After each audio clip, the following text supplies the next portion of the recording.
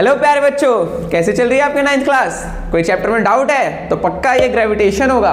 क्यों? क्योंकि इसके अंदर बहुत सारे न्यूमेरिकल्स आते हैं जहां पे हम चीजों को कर नहीं पाते हैं। तो इस वीडियो में आपको बहुत अच्छे से चीजें समझ आएंगी और सारे न्यूमेरिकल्स होंगे। वीडियो देखने के बाद कोई सा भी क्वेश्चन आप उठाओगे सब हो जाएगा और साथ में आपको कंसेप्ट की क्लैरिटी होगी और उसको अप्लाई कैसे करते हैं उसकी भी क्लैरिटी मिलेगी। तो चलिए शुरू करते हैं अपना प्यार सा चैप्टर, दैट इज ग्रेविटेशन। तो सबसे पहली चीज प्यारे बच्चों ये आता है कि ग्रेविटेशन है क्या? ये क्या है ग्रेविटेशन? ये क्या है ग्रेविटी? तो हमने इतना तो पढ़ा है तो इतना तो पता चल ही गया होगा। देखो प्यारे बच्चों कि हम किसी भी चीज को छोड़ते हैं तो नीचे ही गिरती है। क्या? नीचे ही गिरती है। और न्यूटन्स लॉज ऑफ मोशन में आपने पढ़ा है कि कोई चीज मूव तभी करती है जब उसके ऊपर कोई फोर्स लग रहा है। तो ये तो मैंने यहाँ पे रेस्ट में रखी है, जैसे ही छोड़ रहा हूं ये मोशन में आ गई। अगर इस पर कोई फोर्स नहीं लगती तो ये आती ही ना नीचे, नहीं आती, बट इसमें कोई फोर्स लगा रहा है तभी नीचे आ रही है। ओके, तो ये हमें न्यूटन्स लॉ से पता चलता है। अब बात आती है कि फोर्स लगा कौन रहा है प्यारे बच्चों? ये फोर्स लगा रही है हमारी धरती माँ। तो कैसे? इसको सबसे पहले अच्छे से समझा था हमारे scientist, one of the greatest scientist sir Isaac Newton. देख पा रहे होंगे इनके सर के ऊपर ये सेब के पेड़ हैं, जिसकी एक बहुत ही फेमस स्टोरी है कि ये गार्डन में रेस्ट कर रहे थे और इनके सेब के पेड़ से एक सेब गिरा इनके सर पे। फिर इनको रियलाइजेशन आई ये सेब नीचे इसलिए गिरा क्योंकि किसी ने इस पे नीचे फोर्स लगाया, बट कौन? धरती ही तो है। तो फिर इन्होंने फॉर्मुलेशन करी और अपना लॉ बनाया, that is called universal law of gravitation. समझे? तो इसको मेन एक्सप्लेन करने वाले कौन थे? हमारे सर आइजैक न्यूटन, जिन्होंने इसको थियरी दी और इसके फॉर्मूले बनाए। तो चलो हम यहीं से शुरू करेंगे यूनिवर्सल लॉ ऑफ ग्रेविटेशन से। Universal law of gravitation. हर चीज समझ आएगी बहुत अच्छे से बच्चों। इस एक वीडियो को देखने के बाद आपको हर चीज की क्लैरिटी मिलेगी बहुत अच्छे से। Universal law of gravitation. और लॉन्ग फॉर्म में तो हम इसकी बहुत ही बेस्ट वीडियो बनाएंगे। अभी ये क्या है, एग्जाम के क्यूब पर्पस से हमने उस हिसाब से बनाई है, ठीक है, लेकिन ये इससे सारे क्वेश्चंस हो जाएंगे और सब कुछ समझ भी आ जाएगा। Universal of gravitation. तो हमने इतना तो समझ गए कि कहते हैं जो अर्थ है वो इस मार्कर के ऊपर नीचे फोर्स लगा रही है, जिस वजह से मार्कर नीचे गिर रहा है। बट इसका मतलब ये तो नहीं कि सिर्फ धरती ही फोर्स लगा रही है। हाँ, क्योंकि देखो धरती तो खुद अराउंड सूर्य के अराउंड गोल चक्कर मार रही है ना। तो धरती, अगर सिर्फ धरती ही फोर्स लगाती है तो हम सूरज के अराउंड क्यों घूमते हैं?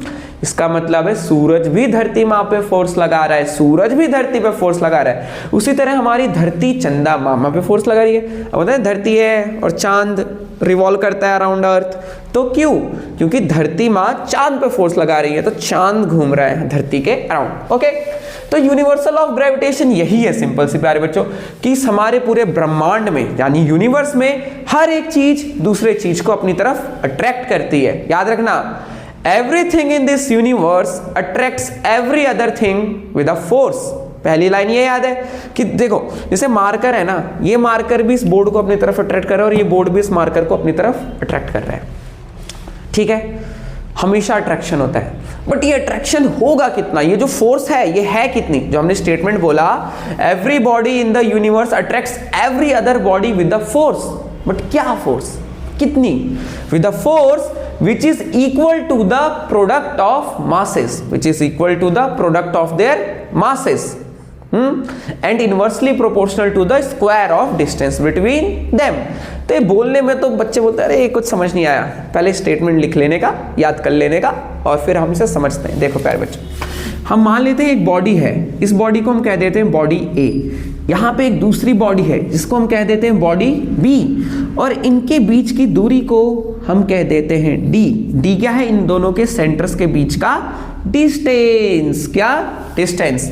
अब हम कह देते हैं बॉडी ए का मास है m1, बॉडी बी का मास है m2 और इनके बीच की दूरी है d। तो जो यूनिवर्सल लॉ ऑफ ग्रेविटेशन ने बोला ये एक दूसरे के ऊपर फोर्स लगाएंगे, वो भी कौन से फोर्स? Attractive force. मतलब अगर देखो ये बी वाला ए की तरफ फोर्स लगाएगा अपनी तरफ, यानी पे ए पे एक फोर्स लगेगी बी की तरफ, क्योंकि बी वाला ए पे फोर्स लगा रहा है। उसी तरह ए वाला बी पे फोर्स लगाएगा अपनी तरफ, तो बी पे फोर्स लगेगी इस तरफ। इसलिए दोनों बॉल समय के साथ क्या होंगे? ऐसे पास आएंगे, ऐसे पास आएंगे। समझ पा रहे हो ना? ये ठीक है। तो ये देख सकते हो M1 M2 ये एक दूसरे के ऊपर फोर्स लगा रहे हैं। लेकिन ये फोर्स होगा कितना प्यारे बच्चों? स्टेटमेंट में क्या लिखा है? Force is directly proportional to the product of their masses. Product of their masses का मतलब है जैसे इसका मास m1 है, उसका मास m2 है, तो force is proportional to m1 into m2। ठीक है, पहली लाइन।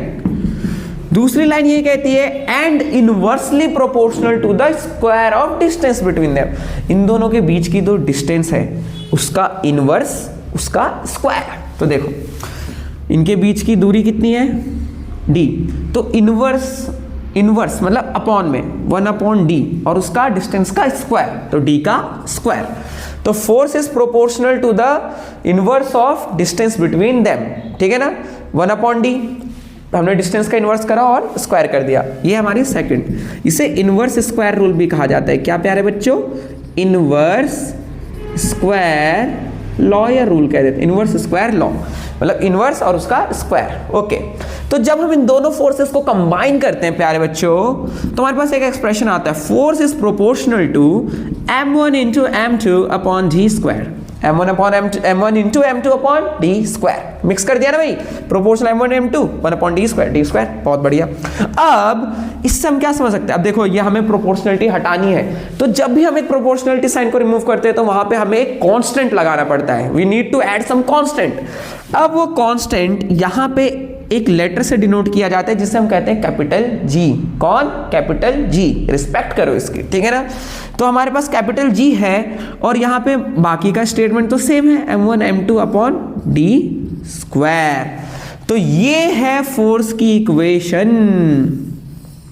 मतलब जो इन दोनों के बीच में फोर्स लग रही है प्यारे बच्चों, वो इसके इक्वल होगी G m1 m2 upon d square, जहां पे m1 m2 क्या है? इनके मास है, d क्या है? इन दोनों बॉल्स के बीच की दूरी है, और g क्या है? वो है एक नया कांस्टेंट। ये है कांस्टेंट जिसका नाम है universal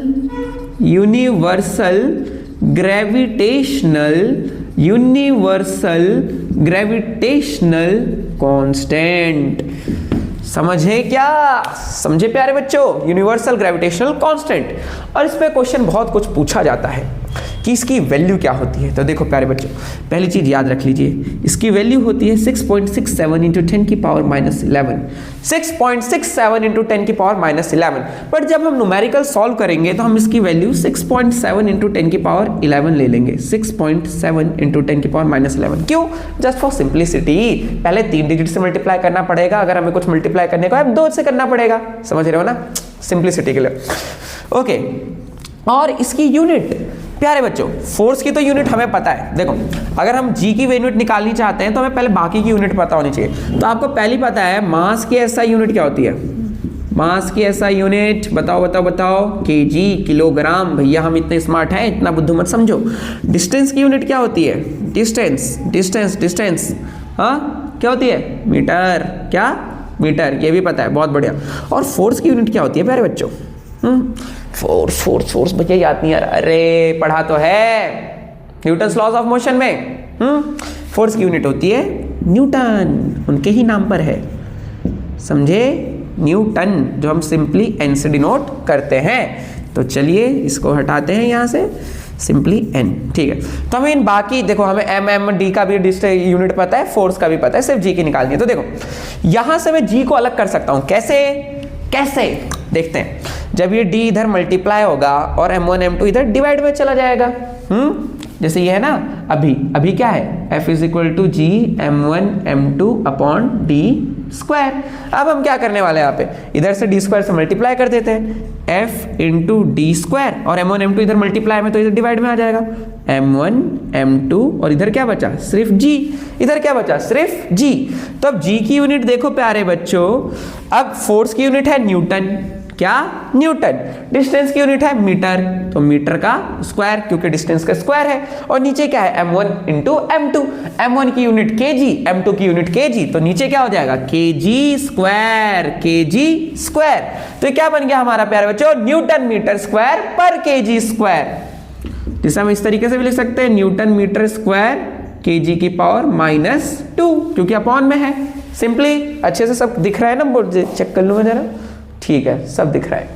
okay okay okay, I hope कि बिल्कुल क्लियर हो गया होगा। तो यह है आपका यूनिवर्सल लॉ ऑफ ग्रेविटेशन। ये फोर्स का फॉर्मूला कैसे आता है, जी की वैल्यू क्या होती है और इसकी एसआई यूनिट क्या होती है, न्यूटन मीटर स्क्वायर पर केजी स्क्वायर। तो चलो अब थोड़ी आगे बढ़ते हैं, थोड़े से समझते हैं कि कौन कौन से फिनोमिना है जो हम ग्रेविटी की मदद से समझ सकते हैं। देखो प्यारे बच्चों, न्यूटन जी के सर के ऊपर तो सिर्फ सेब गिरा था। हाँ, कई बच्चे सोचते हैं कि अगर पूरा पेड़ ही गिर जाता उनके ऊपर तो शायद ये सब नहीं पढ़ना पड़ता, बट बच्चों ये पढ़ना बहुत ज़रूरी है, क्योंकि अगर आज न्यूटन जी ने ग्रेविटी नहीं ढूंढी होती तो आज शायद आप ये वीडियो फ़ोन पे नहीं देख पा रहे होते। इस वजह से नहीं कि हमें ग्रेविटेशन का पता नहीं होता, इस वजह से कि आपके पास आज फ़ोन और इंटरनेट ही नहीं होता।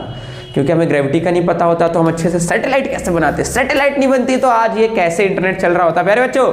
इसलिए साइंस बहुत ज़रूरी है। पढ़ाई सिर्फ एग्जाम के लिए मत करो, समझने के लिए करो, बाकी सब अपने आप हो जाएगा। तो देखो, तो यहां से हम एक चीज समझना चाहते हैं कि देखो जो बारिश होती है प्यारे बच्चों, बारिश की बूंदें नीचे ही गिरती हैं। It is again due to gravity of earth, ठीक है ना। अर्थ जो अट्रैक्ट कर रही है, अर्थ मतलब फोर्स लगा रही है पानी की बूंदों के ऊपर नीचे।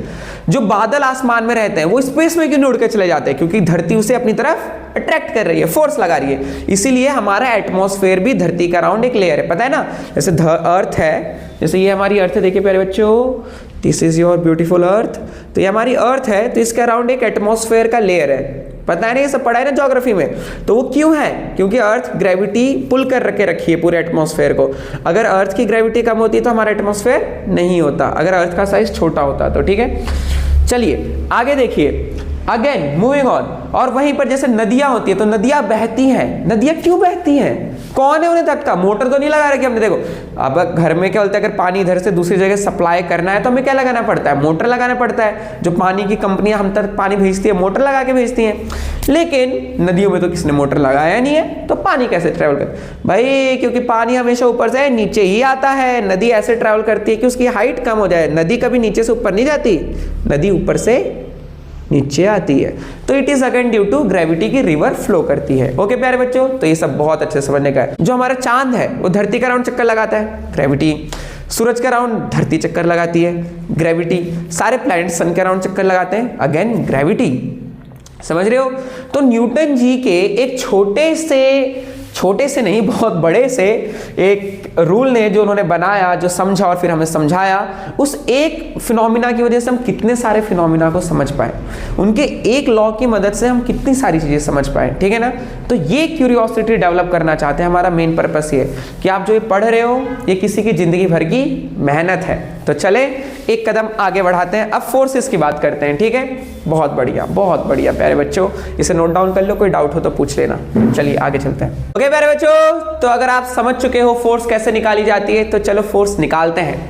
देखो प्यारे बच्चों, तो आप बोल रहे होगे, एक माइंड में आ सकता है आपके क्वेश्चन, भैया अभी आपने बोला दुनिया में हर चीज एक दूसरी चीज को अट्रैक्ट कर रही है, तो भैया मेरे इस हाथ में ये मार्कर है, इस हाथ में मार्कर है, ये मुझे चलते हुए क्यों नहीं दिखाई दे रहे, ये भी तो एक दूसरे को फोर्स लगा रहे हैं, तो ये क्यों नहीं पास आ रहे ऐसे ऐसे ऐसे ऐसे ऐसे। तो इसका आंसर हम बताएंगे प्यारे बच्चों। देखो अभी आपने क्या देखा कि दो चीजों के बीच में जो फोर्स है वो दो चीजों पे डिपेंड करता है। क्या है, पहले इनके मासेस पे, मतलब इनके अंदर कितना अमाउंट भरा हुआ है, जिसका ज्यादा मास होगा, ठीक है, वो ज्यादा भारी होगा, कि इनका मास कितना है, और दूसरा इनके बीच की दूरी कितनी है। अब देखो हमारा जो फोर्स का फॉर्मूला है, पहले हम लिख लेते हैं, फोर्स वो है m1 m2 upon d square. तो समझो मास जितना ज्यादा होगा फोर्स उतनी ज्यादा होगी, क्योंकि न्यूमरेटर है ना, न्यूमरेटर जितना ज्यादा होगा वो वैल्यू उतनी बड़ी होगी। लाइक देखो कहीं पे लिखा है 5/10 और कहीं पे लिखा है 500/10, कौन ज्यादा बड़ा है? बोलो भैया इतना बुद्धू थोड़ी ना हो, ये तो 50 है, ये तो काटेंगे तो 0.5 हो जाएगा, तो यही बड़ा है ना, क्योंकि इसका न्यूमरेटर बड़ा है। उसी तरह f किसका होगा ज्यादा, जिसका m1 m2 ज्यादा होगा, ठीक है। एक तो इतना समझ आया कि मास ज्यादा होगा तो फोर्स ज्यादा होगी, और दूसरा डिस्टेंस। अब बोलोगे भैया डिस्टेंस तो इनवर्सली प्रोपोर्शनल है, डिस्टेंस जितना ज्यादा बड़ा होगा फोर्स उतनी कम होगी। कैसे? अगर कहीं पे लिखा है प्यारे बच्चों 10/100 और कहीं पे लिखा है इससे इक्वल नहीं, अब कहीं पे लिखा है 10/1000, अब मैं पूछूं ज्यादा बड़ा कौन है इन दोनों में से, तो आप लोग क्या उत्तर दोगे मेरे को? भैया हमें तो लग रहा है ये ज्यादा बड़ा होगा, 1000 दिख रहा है। अरे नहीं मेरे प्यारे दुलारो, देखो इधर, टेक केयर, मैथ्स बड़ी वीक होती है आप लोगों की। देखो ये काटेंगे क्या बचा, ये बचा 1/100, इसे काटेंगे क्या बचा क्या बचा 1/10, समझ रहे? तो ये 1/10 है, ये 1/100 है। अब कॉमन सी बात समझो, ये 1 रुपए का 10वां पार्ट है, 1 रुपए का 10वां पार्ट यानी कि 10 पैसे। ये 1 रुपए का 100वां पार्ट है यानी 1 पैसे। जिसका डिनोमिनेटर जितना बड़ा होता है वो वैल्यू उतनी छोटी होती है, वो वैल्यू इतनी छोटी होती है। समझ रहे हो ना? कोई दिक्कत वाली बात? सिंपली बोलूँ तो मैं ऐसे बता देता हूँ। देखो कहीं पे लिखा है 200/100 और कहीं पे लिखा है 200/200। अब आप देखो न्यूमरेटर तो दोनों का सेम है, डिनोमिनेटर में फ़र्क है ना, इसके नीचे 100 है और इसके नीचे 200 है। तो जब मैं इसे सॉल्व करूंगा तो क्या मिलेगा? 2 मिलेगा, ऑब्वियस सी बात है। 100 2 = 200। यहाँ पे काटूंगा तो क्या मिलेगा? 1। तो ज़्यादा बड़ा कौन आया? ये वाली वैल्यू आई ना। क्यों? क्योंकि इसका डिनोमिनेटर छोटा था, ठीक है, और इसका इसका डिनोमिनेटर बड़ा था, इसलिए वैल्यू छोटी हो गई। तो याद रखना, जब डिनोमिनेटर बड़ा होता है तो वैल्यू छोटी होती है। और डिनोमिनेटर क्या है? डिस्टेंस, यानी जितना ज़्यादा डिस्टेंस होगा फोर्स उतनी कम होगी। याद रखना, दो ऑब्जेक्ट्स के बीच में डिस्टेंस जब बढ़ेगा तो उनके बीच की फोर्स घटेगी, और जब दो डिस्टेंस कम होगी तब इनके बीच में फोर्स बढ़ेगी। क्लियर है ना? अच्छे से दिख रहा है ना? मुझे पता है आप लोग इंटेलिजेंट हो। किसी को नहीं समझ आया तो रिवाइंड करके दोबारा देखो, 100% गारंटी समझ आएगा। तो चलिए, हम कुछ बात कर रहे थे उस पर आगे चलते हैं। ये बताना जरूरी था क्योंकि हम चाहते हैं आपके अंदर ऑलराउंड डेवलपमेंट हो। ये नहीं कि वन शॉट इस तरीके से बस कर लेते हैं कुछ चीज़ें लेकिन कंसेप्ट क्लैरिटी नहीं होता, अच्छे क्वेश्चंस नहीं कर पाओगे कभी, ठीक है। लेकिन अच्छे क्वेश्चंस करने हैं। देखो मान के ऐसा चलो, जो आप 9th में जितना अच्छा करोगे ना 11th उतनी ईजी हो जाएगी आप लोगों के लिए, क्योंकि जो चीज़ें आप 9th में पढ़ते हो वो सेम चीज़ें आप क्लास 11th में पढ़ते हो, बट एक्स्ट्रा डिटेल में। तो अगर अभी से बेस स्ट्रांग रहेगा तो 11th में झंडे गाड़ दोगे आप लोग, आग लगा दोगे 11th में, देखते रह जाएंगे लोग, ठीक है। Force is equal to m1m2/d², ये हमें पता है। अब देखो प्यारे बच्चों, तो वही बात पे आते हैं कि दो मार्कर एक दूसरे को अट्रैक्ट क्यों नहीं कर रहे, क्योंकि इनका मास बहुत ही कम है। तो निकालते हैं, चलो मान लेते हैं दो ऑब्जेक्ट्स हैं हमारे पास, दो ऑब्जेक्ट्स हैं वही ए और बी। इस बार हमने ले लेते हैं, इसका वजन है 1 किलो और जो दूसरा मास है उसका भी वजन है 1 किलो, और इनके बीच की जो दूरी है वो भी हम ले लेते हैं 1 मीटर, डिस्टेंस बराबर 1 मीटर। फिर हम ये फोर्स का फॉर्मूला लगाते हैं कि कितना फोर्स आएगा, फोर्स, ठीक है। m1 कितना है? 1 kg, जी लगाने तो भूल ही गए, भूलने का नहीं, ठीक है। Force is equal to G, m1 की जगह 1 kg, m2 की जगह भी 1 kg अपॉन g²। जी कितना है? वो भी 1 मीटर है, 1 मीटर का स्क्वायर तो 1 ही आ जाएगा। तो देखो प्यारे बच्चों, जी की वैल्यू कितनी होती है? 6.67 इंटू 10⁻⁻11 और 1/1 ये तो 1 ही हो गया न्यूटन। यानी कि अगर 1 किलो के दो बॉल 1 मीटर की दूरी पे रखे हुए हैं, एक बॉल यहाँ पे एक बॉल यहाँ पे, जैसे मार्कर ही मान लेते हैं, 1 किलो के मार्कर है, ये 1 मीटर की दूरी पे रखे हैं, तो जिस फोर्स से एक दूसरे को अट्रैक्ट कर रहे हैं ना वो फोर्स इतनी ही है, 6.67 इंटू 10⁻⁻11, क्योंकि ये सब तो 1 ही हो गया ना, तो जी इंटू दिस ये हो गया। कट समझ आ रहा है? ये जी की वैल्यू है, जी इंटू 1 तो जी ही हो जाएगा ना, यही। तो देखो ये फोर्स बहुत ही कम है प्यारे बच्चों, आम भाषा में बोलूँगी, पता है कितनी फोर्स है?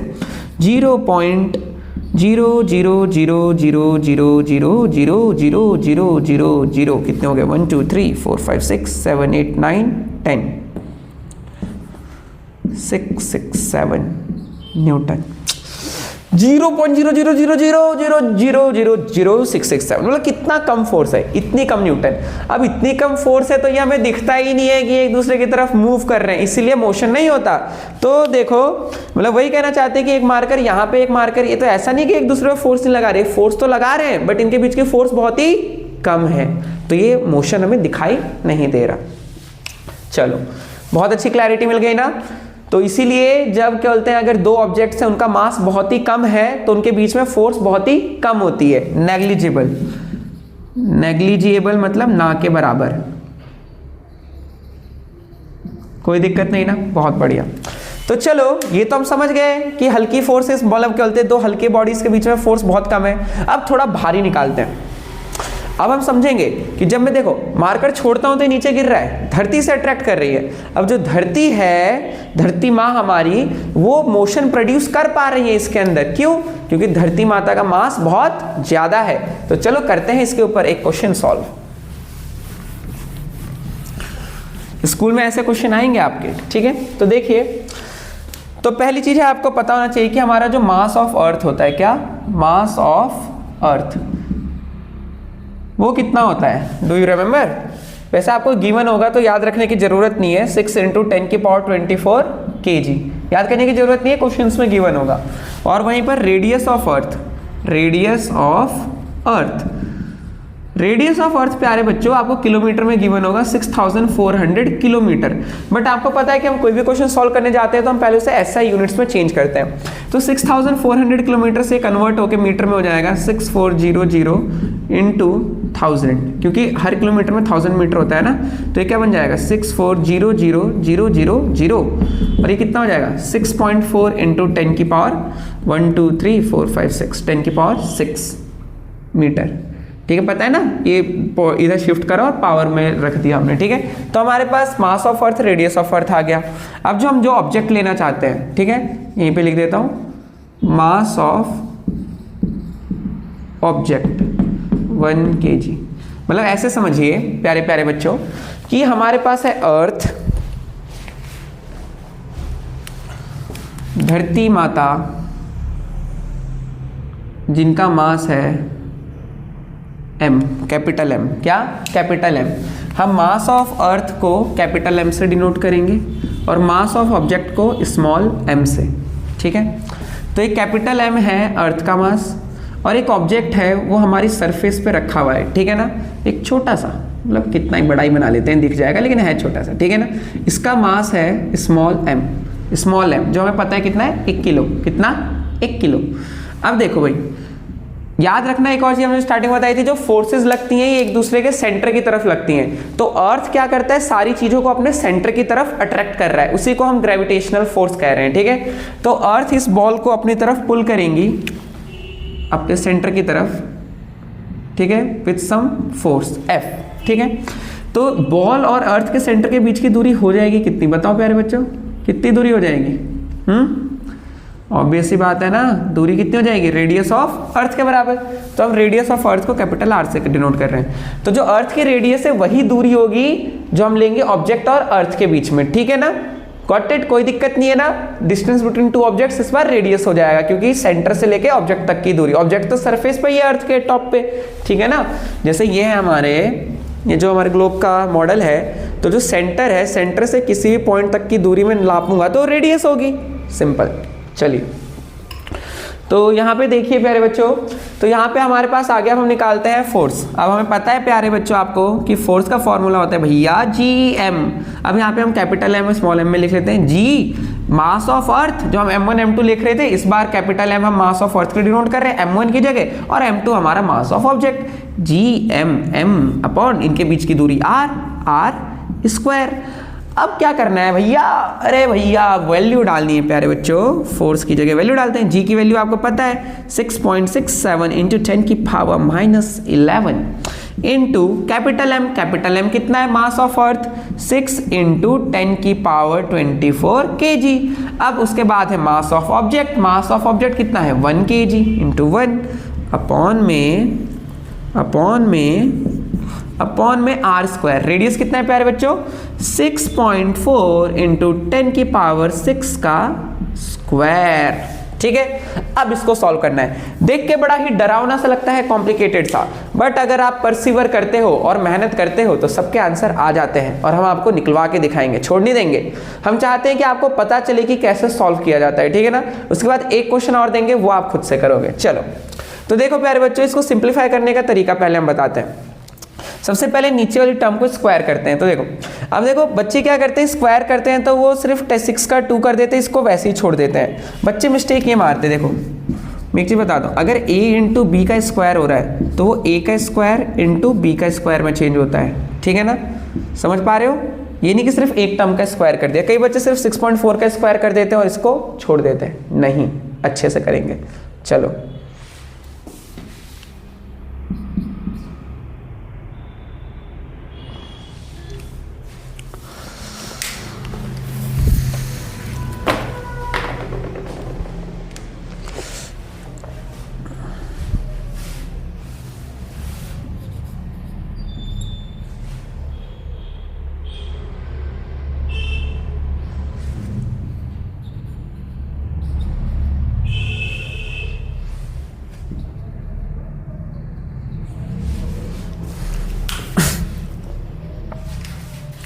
ठीक है मेरे बच्चों, तो देखिए अब इन्हें मल्टीप्लाई करते हैं। सबसे पहले हम क्या बोलते हैं, ये पावर्स को एक साथ कंबाइन करते हैं। तो देखो यहाँ पे ऊपर बन जाएगा ये आपका 6.67 इंटू 10 की पावर -11 इंटू 6, या फिर मैं इसे सिंप्लीफाई कर देता हूँ, रुको।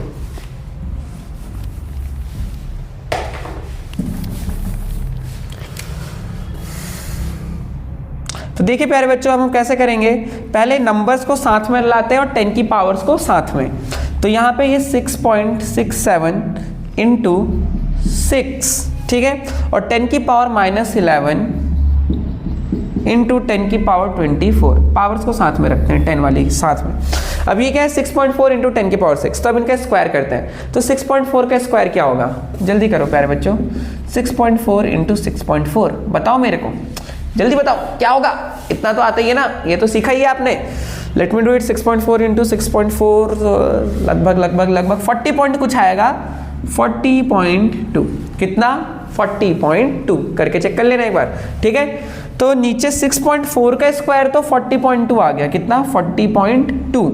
अब 10 की पावर 6 का स्क्वायर, तो ये 10 की पावर, ये नहीं कि 6 6 36 कर दे, जब पावर होती है तो वो प्लस हो, मतलब मल्टीप्लाई होती है, ठीक है ना। देखो जैसे a की पावर m है, उसकी पावर n है, तो ये a की पावर m इंटू n, ये सब 9th में पढ़ा होगा, तब तो आप लॉकडाउन में बैठे हुए होंगे, कोई बात नहीं। a इंटू एम की पावर n, देखो a m की power n m into n हो जाता है, तो 6 की पावर 2, 6 2 12, तो ये 10 की पावर 12, कोई दिक्कत कोई परेशानी नहीं। अब अगला स्टेप क्या करते हैं, 6.67 को 6 से मल्टीप्लाई कर देते हैं, 6.67 को 6 से मल्टीप्लाई करो करो प्यारे बच्चों, करो करो करो करो, हम छुड़वाएंगे नहीं, सब करवाएंगे, do it quick quick quick. 6.67 into 6, बहुत ईजी है, बहुत ईजी है, बहुत ईजी है, बहुत ईजी है। 6 7 जा कितना हो जाता है आपके पास, 42 का 4 ऊपर, 6 6 जा 36, 4 6 6 जा 36, कितना आ गया 40.02, 40.02, कोई दिक्कत कोई परेशानी नहीं ना, बढ़िया। तो इसको लेके चलते हैं आगे। अब आगे तो 6.67 को 6 से मल्टीप्लाई करा तो लगभग 40.02 आया, क्लोज, इनटू, अब देखो ये 10 की पावर -11 और 10 की पावर 24। अब समझो, अगर a की पावर m इंटू a की पावर -n होता है, जैसे वहाँ पे दिख रहा है, ठीक है ना, यहाँ पे -m ले लेता हूँ, इसको n को प्लस, जैसे वहाँ पे दिख रहा है 10 की पावर -11 10 की पावर 24, तो बेस कॉमन रहता है, a सेम रहता है, वो आपस में प्लस हो जाते हैं, -m प्लस n। तो -11 प्लस 24 कितना हो जाएगा, कितना हो जाएगा, अरे बताओ ना, -11, 24 में से 11 घटेगा, कितना बचेगा 13, तो ये बन जाएगा आपके पास 10 की पावर 13 अपॉन में 40.2 इंटू 10 की पावर 12। अभी 10 की पावर 12 ऊपर चला जाएगा। अब यहाँ पे देखो एक और एक्सपेरिमेंट करो प्यारे बच्चों, a की पावर m अपॉन a की पावर n होता है, तो ये पावर ऊपर जाके सब्ट्रैक्ट हो जाती है, a की पावर m माइनस n बन जाती है चीज, समझ रहे हो। तो यहीं पे ये 10 की पावर -13 इंटू 10 अपॉन 10 की पावर -12, ये 10 की पावर -12 ऊपर चला जाएगा, ठीक है। तो ये क्या बन जाएगा 40.02 अपॉन 40.2 इंटू 10 की पावर 13 माइनस 12, ऊपर जाके माइनस हो जाएगा ना। अब देखो, अब आपको डिवाइड करना है, 40.02 अपॉन 40.2, देखो डिनोमिनेटर बड़ा है ना, डिनोमिनेटर बड़ा है, ठीक है। तो चलो मैं सिंप्लीफाई कर देता हूँ, ज़्यादा इजी कर देता हूँ आप लोगों के लिए। देखो वो 10 की पावर -13 -12 आ गया है ना, तो चलो मैं ये स्पेस का यूज़ करने जा रहा हूँ हम, तो I am gonna remove it. आपकी मैथ्स की क्लास भी हो गई, मुझे लग रहा है ये चीज़ें बहुत काम आएंगी, पॉलिनोमियल्स में इस तरह के होते हैं पावर्स वाली चीज़ें, ठीक है। जो भी डाउट हो आपको, जो भी दिक्कत हो, हमें कमेंट सेक्शन में बताएं, मन लगा के पढ़ाई करें, ठीक है। स्पेशली सारे ही बच्चे OFD वालों, मन लगा के पढ़ो एवरीवन, ठीक है। तो देखो, तो यहाँ पे हमारे पास फाइनल एक्सप्रेशन जो बन रहा है वो हमारे पास बन रहा है कितना 40.02। अब देखो 10 की पावर -13 माइनस 12, तो 10 ही बच जाएगा, 10 अपॉन में 40.2। अब ऊपर 40.02 इंटू 10 होगा, पूरा इधर F ही तो है ये हमारा, ठीक है। अब 40.02 इंटू 10 क्या हो जाएगा आपका 400.2 अपॉन 40.2। अब इसको डिवाइड कर दो, आपको लग रहा होगा 10 जा जाएगा, बट 10 से थोड़ा सा कम आएगा, 10 से सिर्फ थोड़ा सा कम। It will be around 9.86 newton. इन्हें डिवाइड करिएगा, ठीक है, लगभग। तो हम इसको रफली 9.8 ही कह देते हैं, 9.8 न्यूटन। तो देखो मतलब क्या कहना चाहते हैं, जो अगर कोई 1 किलो की बॉल है और वो धरती के सरफेस पे रखी हुई है, तो धरती उसके ऊपर 9.8 न्यूटन फोर्स लगाएगी, जो कि ऑब्वियस सी बात है, पहले वाली फोर्स जो 10 की पावर -11 कुछ ऐसी आ रही थी, ठीक है ना, उससे तो बहुत ही ज्यादा है, बहुत ज्यादा है। इसी वजह से जब मैं मार्कर को यहाँ रखता हूँ तो ये मार्कर गिर जाता है, क्योंकि धरती अगर ये 1 किलो का है, मान लेते हैं अगर ये 1 kg का है, तो धरती इसके ऊपर जो फोर्स लगा रही है वो 9.8 न्यूटन्स है। कितने? 9.8 न्यूटन। बहुत बढ़िया, एकदम कंसेप्चुअल क्लैरिटी। देखो मैथ्स में हमने करा क्या, हमने पहले मास ऑफ अर्थ हमें गिवन है, मास ऑफ ऑब्जेक्ट 1 kg लिया, हमने रेडियस ऑफ अर्थ को मीटर में चेंज करा, फिर हमने अपने यूनिवर्सल ऑफ ग्रेविटेशन वाले फॉर्मूले का यूज करा, Gmm/r पे, जो m1 m2 लिखते थे। यहाँ पे कैपिटल M हमारा मास ऑफ अर्थ है और small m mass of object जो कि 1 kg है, और r जो इनके बीच का डिस्टेंस है, सेंटर से लेके ऑब्जेक्ट तक की दूरी हमने रेडियस ऑफ अर्थ के इक्वल ली है, ठीक है। तो ये हमारे पास है। एक चीज याद रखना, कुछ और भी होता है एक चीज, कि अगर ऑब्जेक्ट जो भी आप सॉल्व कर रहे हो ना, हर जगह डिस्टेंस आर ही लेंगे। ये मत सोचना कि धरती है ऑब्जेक्ट तो धरती से भी थोड़ा ऊपर उठा के रखा है हमने, क्योंकि अर्थ की रेडियस इतनी ज्यादा है ना प्यारे बच्चों, उसके कंपैरिजन में ये 100-200 मीटर कुछ भी नहीं है, कुछ भी नहीं है। कहाँ ये 6400 किलोमीटर, इसमें अगर आप किसी चीज को 100-200 मीटर ऊपर उठा भी दो तो कुछ फर्क नहीं पड़ता, ठीक है। फिर हमने क्या करा, यही चीज Gm1m2/r²। फिर देखो इसके बाद हमने सॉल्व करना कैसे सिखाया। पहले हमने क्या करा, 10-10 वाली चीजों को साथ में लिया, तो हमने और जो नंबर थे उन्हें साथ में 6.67 इंटू 6, 6.67 इंटू 6, अभी 10 की पावर -11, 10 की पावर 24, फिर इन्हें आपस में हमने कंबाइन करा, ये सब्ट्रैक्ट हो गए, 24 में से 11 गया, 10 की पावर 13 अपॉन में 40.2 इंटू 10 की पावर 12। तो ये कितना आ गया आपके पास, देखो 40.2 इंटू 10 की पावर 12। अब हमने ये अपॉन वाली पावर को ऊपर भेजा तो माइनस हो गई 13 में से 12, तो ये बचा सिर्फ 10, और ये जो 40 इनको डिवाइड करा तो हमारे पास लगभग 9.8 आना था। एक सेकंड, पहले हमने क्या कर दिया, इसे 10 से मल्टीप्लाई कर दिया, ठीक है, तो 400.2 हो गया, इसे डिवाइड करा तो 9.8 न्यूटन, जिससे हमें पता चला कि इनके बीच में जो फोर्सेस है वो है 9.8 न्यूटन, ठीक है। ओके, अब हम एक अच्छा क्वेश्चन देंगे। देखो जो चंदा मामा है वो भी तो हमारे धरती माँ के अराउंड गोल गोल चक्कर लगा रहे हैं, ठीक है ना। क्यों? क्योंकि अर्थ और मून के बीच में एक फोर्स ऑफ अट्रैक्शन है, दैट इज कॉल्ड ग्रेविटी, जिसे हिंदी में कहते हैं गुरुत्वाकर्षण, ठीक है। तो ये जो ग्रेविटी है प्यारे बच्चों, ये कितनी होगी, ये फोर्स ऑफ ग्रेविटी कितनी होगी अर्थ और मून के बीच में? तो चलो इसे कैलकुलेट करते हैं। आप करोगे, मैं बस डेटा दूंगा आपको एक्चुअली। तो देखिए प्यारे बच्चों, जैसे कि ये हमारी अर्थ है और यहाँ पे मून है, मून का साइज भी छोटा है अर्थ से, और अर्थ से लेके वहाँ तक की जो दूरी है d, वो हम बताएंगे। और कैपिटल क्या बोलते हैं, कैपिटल M हम अर्थ का मास कह देते हैं, ठीक है, और स्मॉल m हम मून का मास कह देते हैं। तो देखो डेटा क्या है आपके पास, आपको कुछ चीज़ें पता होनी चाहिए। जैसे मास ऑफ अर्थ है, मास ऑफ अर्थ वो हमने कितना बताया था आपको अभी 6 इंटू 10 की पावर शायद 24, यस 6 इंटू 10 की पावर 24 kg। वहीं पर हमारे पास जो मास ऑफ मून है, मास, ये सब क्वेश्चन में गिवन होगा, ये याद करने की जरूरत नहीं है, याद हो जाए तो अच्छी बात है। लगभग 7.4 इंटू 10 की पावर 22, 7.4 इंटू 10 की पावर 22 kg।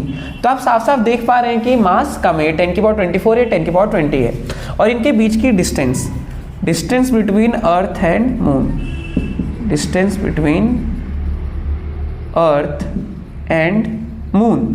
तो प्यारे बच्चों, धरती और मून के बीच की जो एवरेज दूरी है वो अराउंड 3.84 इंटू 10 की पावर 5 किलोमीटर है। तो सबसे पहले काम क्या करेंगे, हम इसे मीटर में चेंज करेंगे। 3.84 इंटू 10 की पावर 5 इंटू 10 की पावर 3, किलोमीटर में 1000 मीटर होते हैं ना, तो 1000 को हम 10 की, देखो 1000 को आप 10 की पावर 3 लिख सकते हो, 10 का क्यूब, ठीक है। तो ये हमारे पास है, तो ये कितना बन गया 3.84 इंटू 10 की पावर अब देखो ये नहीं कि मल्टीप्लाई कर दे, जब मल्टीप्लाई हो रही होती है देखो ए की पावर m इंटू ए की पावर n क्या हो जाता है, ए की पावर m प्लस n, तो ये 10 इंटू 10 ये 5 प्लस 3 यानी 8 हो जाएगा। ठीक है, तो ये हमारे पास r की वैल्यू आ गई। ठीक है ना, डिस्टेंस। अब हम वही फोर्स का फॉर्मूला लगाएंगे G M M upon R square. अब आपको पता है g की वैल्यू है 6.7 ही ले लेंगे। ठीक है ना, 6.67 की जगह आप 6.7 ले सकते हो for solving numbers numericals. 6.7 into 10 की power -11, capital M is mass of earth 6 into 10 की power 24 kg, small m is your mass of moon 7.4 into 10 to the power 22 upon में r स्क्वायर। r कितना है 3.84 इंटू 10 टू द पावर 8 का square. अब आप इसे solve करिए और हमें बताइए कि F कितना है, कितने न्यूटन फोर्स लग रहा है अर्थ और मून के बीच में। अब इमेजिन करो ये आंसर वैल्यू कम होगी या ज़्यादा होगी, एक्सपेक्ट इमेजिन करो। मून इतना बड़ा है, अर्थ इतनी बड़ी है, दोनों का मास बहुत ज़्यादा है। क्या हो रहा है, इमेजिन क्या बताया था, मास ज़्यादा होगा तो फोर्स ज़्यादा होगी। यस, इनके बीच की जो फोर्स है वो बहुत ही ज़्यादा होगी। ये आपका टारगेट है, कैलकुलेट करना और कमेंट सेक्शन में बताना। ठीक है, दिस इज इट। चलो इतने को अच्छे से करो। आज आप यूनिवर्सल लॉ ऑफ ग्रेविटेशन बहुत अच्छे से समझे हो, तो आज इस चीज़ को अच्छे से समझो, फिर हम आगे क्वेश्चंस करेंगे। ठीक है ना, आज के लिए इतना। अब इसकी नेक्स्ट वीडियो में इसके आगे का होगा। ठीक है, मन लगा के पढ़ते रहो। बताना जाते जाते एक चीज़ देखो प्यारे बच्चों, जो हमारा सोलर सिस्टम है पूरा जो आप बनाते हो, ठीक है ना, अलग अलग प्लैनेट्स, ठीक है, ठीक है, अलग अलग प्लैनेट्स है जो सन के अराउंड घूमते हैं। तो ये जो सन ही है, इस सन ने ही तो सारे प्लैनेट्स को खींच के रखा है, जो जिसकी वजह से सारे प्लैनेट्स सन के अराउंड चक्कर लगा रहे हैं। वैसे तो आप नॉर्मली सर्कुलर ऑर्बिट पढ़ते हो, आगे जाके आप पढ़ोगे जो हमारे प्लैनेट्स होते हैं वो सन के अराउंड गोल गोल चक्कर नहीं लगाते, वो एक डिफरेंट शेप में चक्कर लगाते हैं, जिसे कहा जाता है एलिप्स। क्या, एलिप्स। ठीक है ना, तो एलिप्स शेप क्या होता है, वो कुछ इस तरीके से होता है। इमेजिन करिए, जैसे कि देखो ये सर्कल होता है ना हमारा परफेक्ट सर्कल, ये इसी को थोड़ा सा ऐसे पिचका दिया, जो ओवल शेप कहलाती है, इस तरीके से। ठीक है, तो एक्चुअल में सारे प्लैनेट सन के अराउंड इस ओवल शेप में यानी एलिप्स में चक्कर लगाते हैं। तो क्यों चक्कर लगाते हैं, बिकॉज सन इन सबको अपनी तरफ अट्रैक्ट कर रहा होता है। ठीक है ना, ओके। तो याद रखना प्यारे बच्चों, अगर किसी भी चीज को सर्कुलर शेप में घूमना है किसी चीज के अराउंड, तो उसके ऊपर एक फोर्स लगनी चाहिए, और उस फोर्स का एक स्पेशल नाम होता है, उसे कहते हैं हम सेंट्रीपिटल फोर्स। तो याद रखना एग्जाम में आ सकता है कि जो सेंट्रीपिटल फोर्स है, जिसकी वजह से अर्थ और सारे के सारे प्लैनेट सन के अराउंड रिवॉल्व कर रहे हैं, वो सेंट्रीपिटल फोर्स हमारी ग्रेविटेशनल फोर्स ही है। एक्चुअली वो ग्रेविटेशनल फोर्स ही है जिसने, देखो हमें दिखती नहीं है ग्रेविटेशनल फोर्स, है ना, समझ रहे हो, ये दो बॉडीज के बीच में लग रही है जो आपस में किसी से जुड़े हुए नहीं है। ओके, लेकिन जो एक ग्रेविटेशनल फोर्स है वही प्लैनेट को सेंट्रीपिटल फोर्स प्रोवाइड कर रही है, जिसकी वजह से वो, मान लो एक प्लैनेट और ये सन है, तो प्लैनेट सन के अराउंड घूम रहा है। ठीक है ना, तो ये जो फोर्स है वो कौन लगा रहा है, ग्रेविटेशनल फोर्स। बहुत बढ़िया, बहुत ही बढ़िया। और फाइनली एक और चीज आपने देखा होगा कि क्या होता है कि जो समुद्र के किनारे का एरिया होता है वहां पे पानी समय के साथ ऊपर आता है और समय के साथ नीचे जाता है। तो ऐसा क्या होता है कि पानी का लेवल बढ़ जाता है और पानी का लेवल घट जाता है। ये एक्चुअल में क्या होता है कि जो हमारा सन और मून है, ये भी तो धरती के पानी को अपनी तरफ अट्रैक्ट कर रहे हैं ना। धरती उन्हें अपनी तरफ अट्रैक्ट कर रही है, वो भी अपनी तरफ अट्रैक्ट कर रहे हैं। तो होता यह है कि पानी के ऊपर एक अपवर्ड फोर्स लगता है जो सन और मून की वजह से, जिसकी वजह से पानी का लेवल उठ जाता है, जिसे हम कहते हैं टाइड्स। क्या, टाइड्स, TIDES, ज्वार और भाटा कहते हैं शायद हिंदी में। तो वही है कि ये भी किसकी वजह से, सन और मून की ग्रेविटी की वजह से होता है, जिसकी वजह से पानी को वो अपनी तरफ खींचते हैं तो पानी उठ जाता है। क्लियर है बात, बहुत बढ़िया बात। और जाते जाते मैं क्वेश्चन देता जाता हूँ, इसके बारे में सोचना अच्छे से। ठीक है, आपने न्यूटन का थर्ड लॉ तो पढ़ा ही होगा ना, अच्छे से पढ़ा है। Every action has an equal and opposite reaction, her force का इक्वल एंड अपोजिट रिएक्शन होता है। तो जो प्यारे बच्चों, जो ग्रेविटेशनल फोर्स है ये भी न्यूटन थर्ड लॉ को फॉलो करती है। ग्रेविटेशनल फोर्स भी न्यूटन के थर्ड लॉ को फॉलो करती है, यानी कि ग्रेविटेशन, एक बॉडी जितना दूसरे पे फोर्स लगाएगी, दूसरा बॉडी उसके ऊपर भी उतना ही फोर्स लगाएगी। तो देखो, जिस फोर्स से अर्थ इस मार्कर को अपनी तरफ खींच रही है और ये नीचे जा रहा है, ठीक है, उसी फोर्स से ये मार्कर, दिस वन जो गिरा अर्थ की फोर्स की वजह से, ये मार्कर भी अर्थ के ऊपर उतना ही फोर्स लगा रहा है। इमेजिन करो, इतनी बड़ी अर्थ इस मार्कर के ऊपर जितना फोर्स लगा रही है, ये छोटा सा मार्कर जिसका मास भी बहुत कम है, इतनी बड़ी अर्थ के ऊपर भी उतना ही फोर्स लगा रहा है ऊपर की तरफ। समझ रहे हो ना, equal and opposite, equal and opposite. Earth इस पे नीचे फोर्स लगा रही है, ये अर्थ पे ऊपर फोर्स लगा रहा है, लेकिन मास डिफरेंट है। तो फोर्स तो बराबर है, तो ऐसा क्या है कि मार्कर नीचे जा रहा है बट हमें अर्थ ऊपर आते हुए नहीं दिख रही। दिस इज द क्वेश्चन कि अगर मार्कर अर्थ पे उतना ही फोर्स लगा रहा है जितना अर्थ मार्कर पे लगा रही है, तो मार्कर नीचे क्यों जा रहा है और अर्थ ऊपर क्यों नहीं आ रही है? This is the question. इसी के साथ इसको हम कंप्लीट करते हैं। आई होप कि आप बहुत अच्छे से पढ़े होंगे, मजे से, जोश के साथ, और ऐसे ही पढ़ते रहेंगे। और हम साथ में अब आपको बहुत सारी टेक्निक्स भी लेके आएंगे जिससे आप अपनी पढ़ाई की प्रोडक्टिविटी को और अच्छा इंप्रूव करेंगे। बहुत सारी स्पेशल चीजें होती हैं प्यारे बच्चों जो आपसे छिपा के रखी जाती हैं, ठीक है, लेकिन हम आपसे कुछ नहीं छिपने देंगे। बहुत सारी स्टडी टेक्निक्स, नई नई टेक्निक्स, और क्या क्या कर सकते हो आप जिससे आपकी लाइफ इंप्रूव हो और आप अपने जीवन में कुछ बड़ा कर सके, ये सब आपको मिलेगा। बस रेगुलरिटी के साथ, कंसिस्टेंसी के साथ मन लगा के पढ़ते रहें। मिलते हैं नेक्स्ट वीडियो में। जय श्री कृष्णा।